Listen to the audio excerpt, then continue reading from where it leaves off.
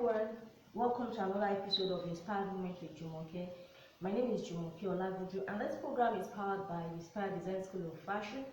If you're joining us for the first time, please subscribe to the channel because you're going to be learning a lot. And remember to turn on your notifications so that you don't miss any of the interesting videos we'll be uploading. In today's class, we'll be learning how to draft a basic pant pattern. I've said it in my previous videos that there are actually 4 basic foundation for drafting pants, but for this class I'm going to just stick to one, which is a trouser foundation. It's very versatile and it can be, adjusted to different styles. So I'm going to be showing us. And in my last class, I showed us how to take the accurate body measurement for a pant. Well, but if you have, I'm going to drop the link below. If you have trouble, taking the measurement like that, you're used to taking the circumference and dividing by 4, I'll show you a method how you can adjust it to get the front and the back waist arc and the front and the back hip arc that I'll be talking about here. I'll drop it at the end of this video. Alright, so for this class we're going to need some basic measurement, which is from the waist to the ankle. We're going to need the front and the back waist arc. We're going to need the front and the back hip arc. We're going to need the crotch depth and the hip depth. Okay, I think that's basically what we need. Alright, so we're just going to go ahead now. I've done a line at the top of my paper here. This is where I will be starting from. You should always leave like 1 inch above your drafting paper because we'll need to go up. Alright, and from here, from that line to the down part here is the length that I'll be using. If this is not enough for your length, you can just add extra paper at the down part, but I'll just stick with this. And if you will notice, I've divided my paper into 2, but it's not into 2 equal parts. For this class, I'll be showing you how to draft the front, and in the next class, I'll show you how to draft the back. I've decided to divide the class into 2. It's supposed to be 1. I'm supposed to be drafting it side by side. But I understand some people get easily confused, so I want to make the video short. So I'll just do the front first. And in dividing my paper into 2, I didn't divide it into 2 equal parts because the back usually needs more, is usually bigger than the front. So how do I decide how wide this part is going to be? What I did is to calculate the hip arc for the front. Then you will add the extension to it. We'll talk more about the extension once we start drafting. So from here to B, that's the length. Let's continue. The next value I'm going to insert is the hip depth. The hip depth is 8.5 inches. So from point A, I'm going to take my measurements and take 8.5. So it's here. Then the crotch length is 11 inches. You're going to have like 3/4 of an inch for ease, but this varies. If you want a more fitted fit, you can adjust it, like maybe you are making a slat. But for this class, we'll take 3/4 inch, so that makes it 11 3/4. So that's the spot for the crotch depth. I'm going to draw a straight line. Okay, but before that, let's label this. Let the crotch area. This is A. I'm going to call the hand here is B. So the hip depth, I'll just label it C, and the crotch depth, I'll label it D.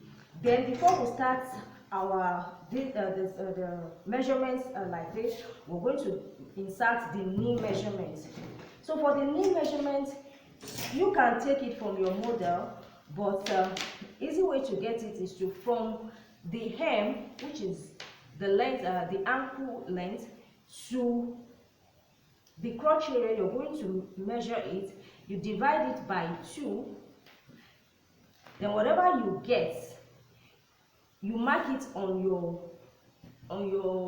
what's it called, on your pattern. Then go up by 1 inch. You go up towards the crotch area. So I have my knee length around here. So I call it E. Now we're going to take the horizontal measurement. I believe this is horizontal, right? Okay, so we're going to insert the hip arc first. So what's the hip arc for the front? The front hip arc is, let me see, is 9 inches. So I'm going to measure 9 inches from the point where I've marked for the crotch level, at the crotch level, 9 inches. Then I'm going to add 1/4 of an inch for ease. So this is the point here.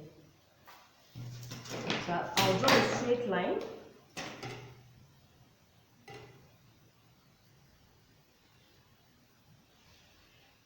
Okay. Then at the hip level is the same thing, you know, 9 1/4.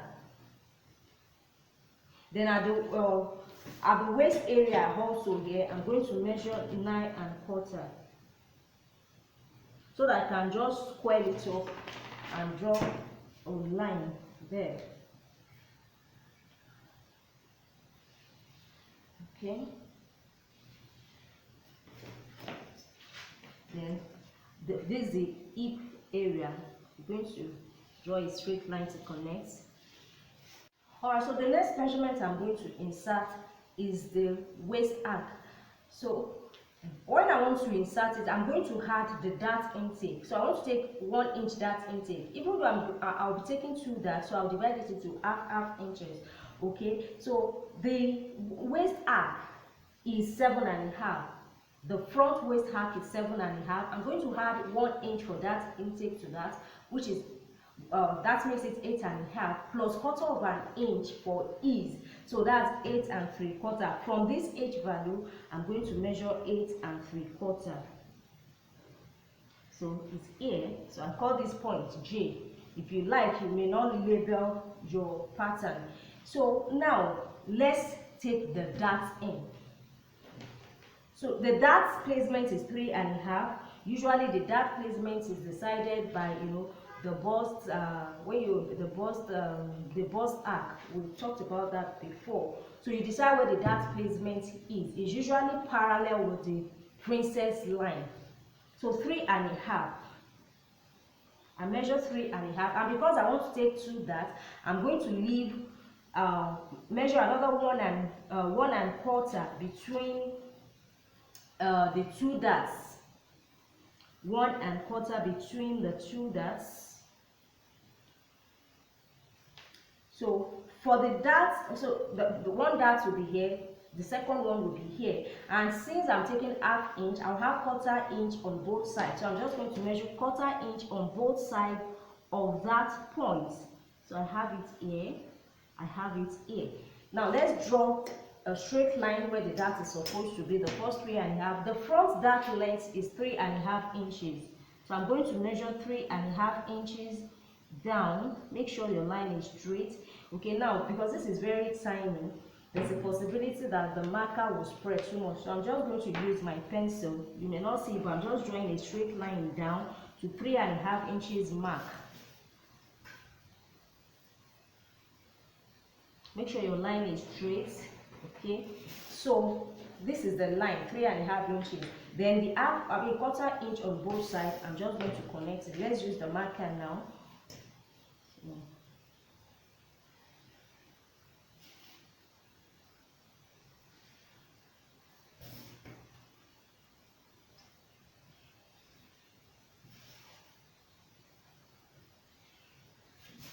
So that is our dart. And like I said, you can take your 1 inch at just 1 dart. Now we're going to do the crotch curve here. To get the curve, I'm going to find the mid part. I'll draw a point, a line that's like 90 degrees here. In between these 90 degrees line, I'm going to draw a straight line, a very straight line that divides this into 2. So that will be like 45 degrees angle, right? If you remember our math. Then on that line, I'm going to measure 1 1/2 inches. 1 1/2 of an inch. So let's call this point K. Now to draw the curve, I'm going to connect X here, which is the midpoint, to the K, and then to the extension here. Let me see if I can use my curve. If it will connect it, okay, it will. So I'm just going to. Okay. So we have the crotch curve here. Now let's move down to the down part of the pants. Now before we start deciding on the width at the knee level and at the ankle level, we need to determine the grain line, which is the crease line. Like it will form like the midpoint of the pant. So how do we do that? I'm going to measure from this point D to the extension here high, okay, and then find the midpoint. Find the midpoint. Sorry, it's moving, which is around here. Then add 1/4 of an inch to that. So I have it here.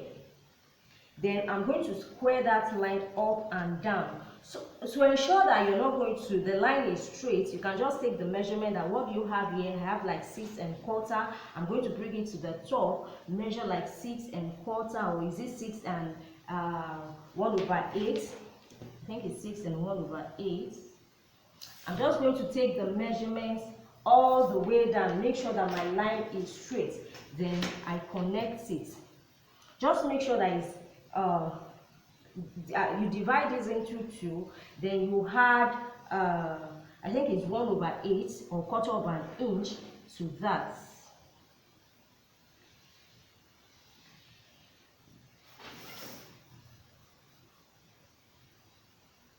Depending on the size. Okay. So this is the grain line. This is where the part that forms like the center of my pants. Then at the knee level here, I'm going to insert the stand. I'm using the standard. Like I said, you can take your own measurements and use the personal fit. So the standard is I'm using 4 1/2 here, 4 1/2, then 4 down here.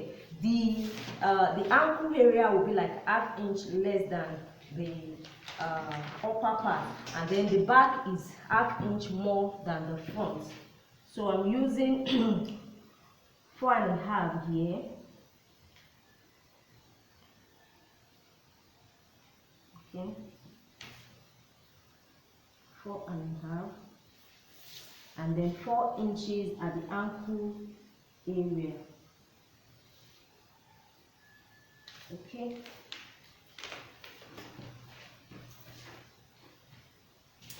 So at this point now, I'm just going to use my hip arc to connect the waistline, the waist measurement, which is J, to C. You're not going to bring it all the way down to C. You just bring it to somewhere around here with a curve. Just make sure you use your hip curve.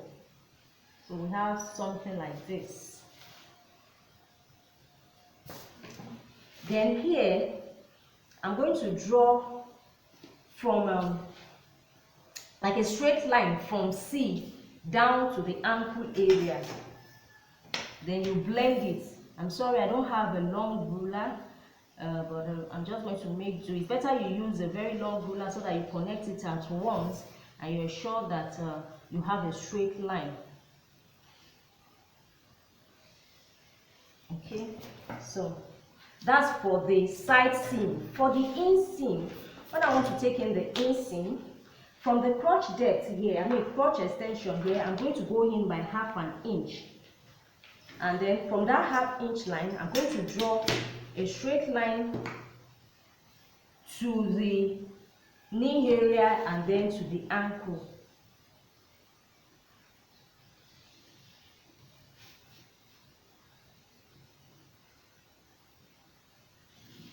Okay, then you'll come to the extension here and connect with a curve.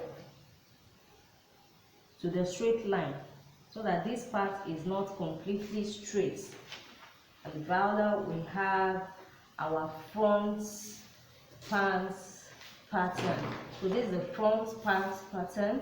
Okay, we'll now connect the waistline. To connect the waistline, I'm just going to go up at the edge line. I'm just going to go up by like 1/4 inch. It's very minimal, right? 1/4 inch. And then from that 1/4 inch, with a slightly inward curve, I'll connect to J. So it's not going to be a straight line, completely straight line, but the curve is very, very gentle and minimal.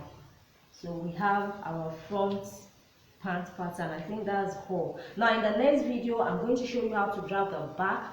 But at the end of this video, I'll show you how to calculate the hip arc and the front arc if you're using the circumference. Okay, so see you in my next class. Bye.